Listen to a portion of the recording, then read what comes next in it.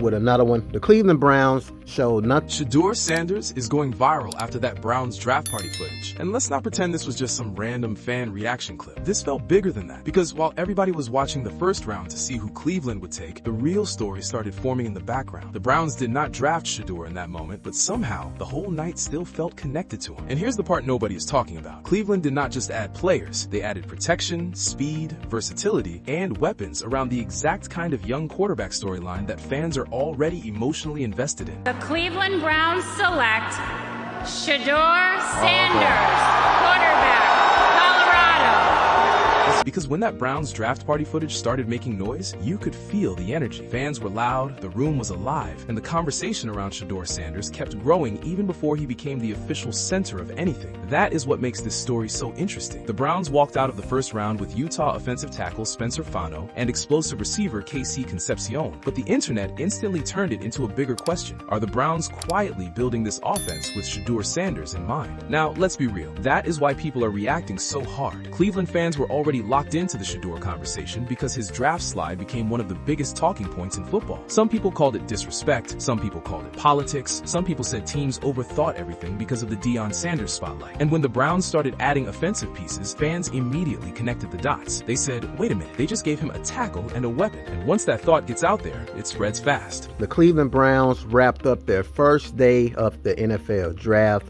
bringing in some heavy hitters for the offense to protect Shedeur Sanders. Not only did the front office show love to Shedeur Sanders, the Cleveland Browns did as well, especially during their NFL draft party. Here's the part nobody is talking about. Even if the Browns never came out and said this is for Shedeur, the moves still feel like they help him. A young quarterback needs two things before anything else: protection and easy playmakers. He needs somebody keeping pressure off his blind side, and he needs someone who can turn short touches into big gains. That is exactly what Spencer Fano and KC Concepcion represent. One gives you stability up front, the other gives you electricity with the ball in his hands. And that is where the draft party footage hit different. It was not just people cheering for picks. It felt like the fans were finally seeing an offensive plan. Browns fans have watched too many seasons where the offense looked stuck, slow, or broken. So when they saw Cleveland add a potential franchise left tackle and a Swiss Army knife receiver, the energy changed. It became less about one draft card and more about the idea that the Browns might finally be serious about building an actual support system. I personally think that everything that the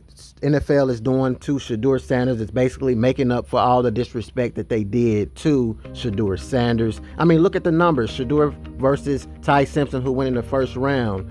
I mean, Shedeur is beating him in every single category. This is where it gets dangerous, because Shedeur Sanders already has a fan base that moves like an army online. Anything connected to him becomes a debate. If Cleveland drafts a lineman, people say it is for Shedeur. If Cleveland drafts a receiver, people say it is for Shedeur. If a Browns crowd shows love at a draft party, people say the city already wants him. And whether you agree or not, that is how momentum works. Narratives do not wait for official confirmation. They grow when people feel something. Now, let's talk about KC Concepcion, because this is the kind of pick that can make a young quarterback's life easier fast. The Browns front office sounded genuinely excited when they called him. They talked about his explosiveness, his makeup, and how he can contribute in the kicking game. That is important. They were not just drafting a normal slot receiver. They were drafting a player who can touch the ball in different ways. Screens, quick routes, reverses, punt returns, kick returns, motion plays, backfield touches, all of that matters. That's why we wanted you to be a Brown. That's exactly. I know you said you're ready. We're ready too. I get it. We're fired up. No doubt.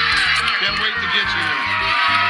Here's the part nobody is talking about. KC does not have to be the #1 receiver to be valuable. That is the beauty of this pick. He doesn't need to walk into Cleveland and be Jerry Jeudy on day one. He doesn't need to be the whole passing game. He can be the piece that stresses the defense horizontally. He can be the guy who makes linebackers hesitate. He can be the guy who turns a 5-yard throw into a 25-yard gain. For a quarterback like Shedeur, that kind of player is gold. Because young quarterbacks do not just need deep threats. They need layups. They need rhythm throws. They need receivers who can win quickly. They need guys who can take pressure off them when the pocket is not perfect. KC is that type of weapon. He's quick, aggressive after the catch, and dangerous when the ball gets in his hands. That is why people were saying Cleveland may have found the perfect type of piece for a young quarterback. He's not just a receiver, he's a playmaker. Look at that catch though.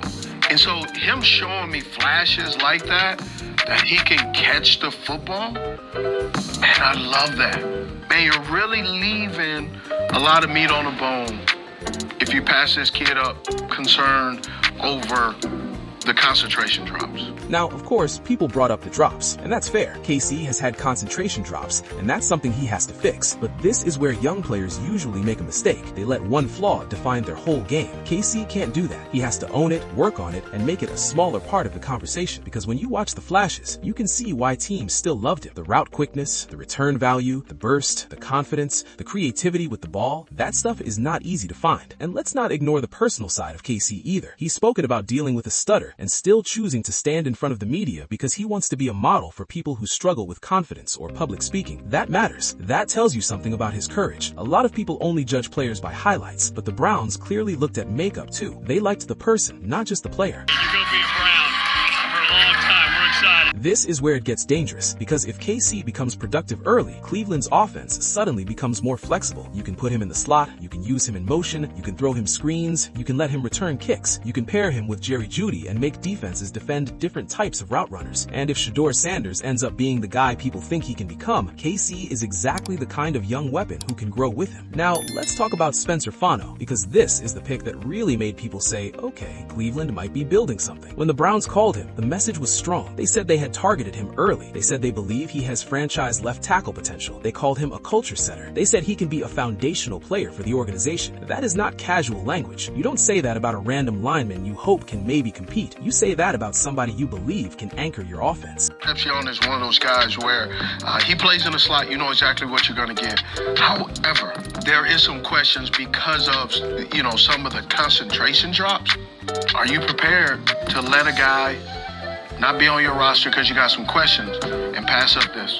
And the numbers being thrown around on Fano are exactly why Browns fans got excited. 0 sacks, 0 quarterback hits, and only a handful of pressures allowed. That is the kind of stat line that makes people pay attention. Because if you were trying to protect a quarterback, especially a young quarterback, that matters more than anything. You can talk about arm talent all day, but if the quarterback is getting hit, the whole plan falls apart. Here's the part nobody is talking about. Fano is not just coming in to be another body on the line. He is coming in with the expectation that he can become the left tackle answer Cleveland has been searching for since Joe Thomas retired. That is a serious shadow to step into. Browns fans know what elite left tackle play looks like because they watched Joe Thomas do it at a historic level. So when Fano talks about Joe Thomas being the greatest tackle of all time and wanting to learn from him, that is exactly the kind of answer people wanted to hear. And this connects directly back to Shedeur, because if Shedeur is going to become the face of this offense, he cannot be running for his life every Sunday. He needs a real line. He needs a left tackle who can grow with him. He needs someone who can make the pocket feel calm. That is what Fano represents. This is not just a big man pick. This is quarterback infrastructure. This is the Browns saying, before we ask a quarterback to save us, maybe we should give him a chance. This is where young players usually make a mistake. They think the draft is about being selected. It is not. The draft is about being trusted. Fano is being trusted with one of the most important jobs on the team. KC is being trusted to bring juice to an offense that needs it. And if Shedeur Sanders is part of the bigger picture, then those two rookies are going to be judged by how much easier they make life for him. Now, let's address the Shedeur angle directly, because this is why the video is going viral. People are looking at the Browns draft party footage and saying the city already feels connected to him. They saw fans showing love. They saw the energy. They saw the front office add offensive help, and they started saying the NFL might have tried to humble Shedeur, but Cleveland might be the place where he gets his response. That is the drama. That is the story. That is why fans cannot stop talking. Some people believe Shedeur's slide was unfair. They look at the numbers, compare him to other quarterbacks, and feel like he was judged by a different standard. They say he played more football, carried more attention, took more criticism, and still produced. Then they look at other quarterbacks going earlier and ask, how did that happen? Whether you fully agree or not, that frustration is real among his supporters, and that emotion is now attached to Cleveland. This is where it gets dangerous, because if Shedeur gets even a small opportunity in Cleveland and looks good, the internet is going to explode. Every team that passed on him will get called out. Every analyst who doubted him will get clipped. Every fan who defended him will say, we told you. That is the power of this storyline. It is not just football anymore. It is pride, disrespect, revenge, and opportunity all mixed together. But the Browns also have to be careful, because viral energy does not win games by itself. Draft party love does not protect a quarterback on third down. Online hype does not fix turnovers, missed blocks, or dropped passes. Cleveland still has to develop these players properly. Fano has to adjust to NFL speed. KC KC has to clean up the drops. Shedeur Sanders has to prove he can command an NFL offense. That is the real test, and that is why these picks matter so much. They are not just exciting because they are new names. They are exciting because they fit a bigger plan. Fano gives structure. KC gives spark. If Cleveland keeps adding to the offense, suddenly the Browns do not look like a team just hoping a quarterback figures it out.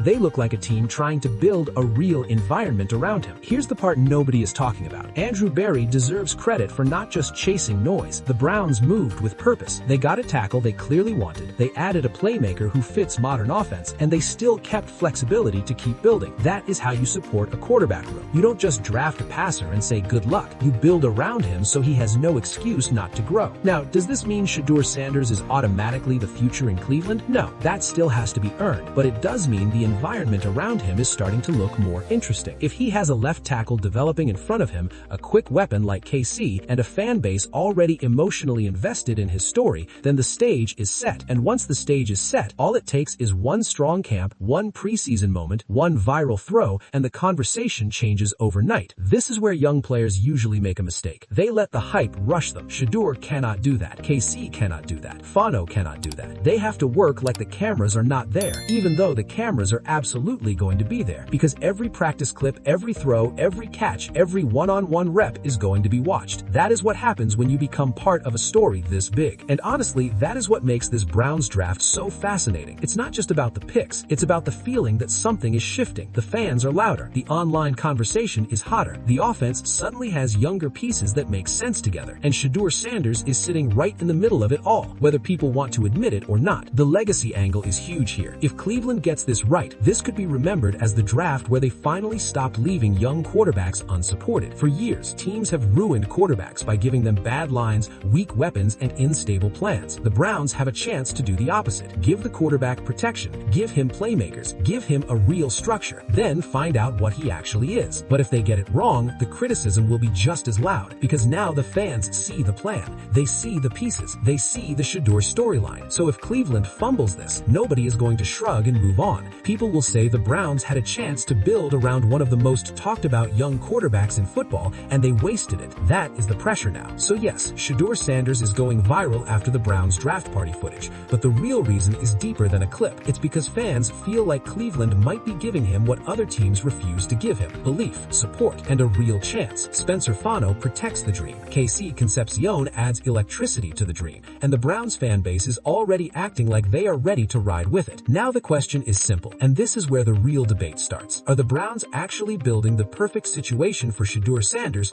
or are fans reading too much into one emotional draft night? Because if Shedeur gets on that field and shines behind Spencer Fano while throwing to playmakers like KC, the whole NFL is going to have to answer for how they let this happen. But if it falls apart, people will say it was all hype from the beginning. So which one is it? Did Cleveland just quietly win the Shedeur Sanders sweepstakes? Or is this viral moment setting Browns fans up for another heartbreak?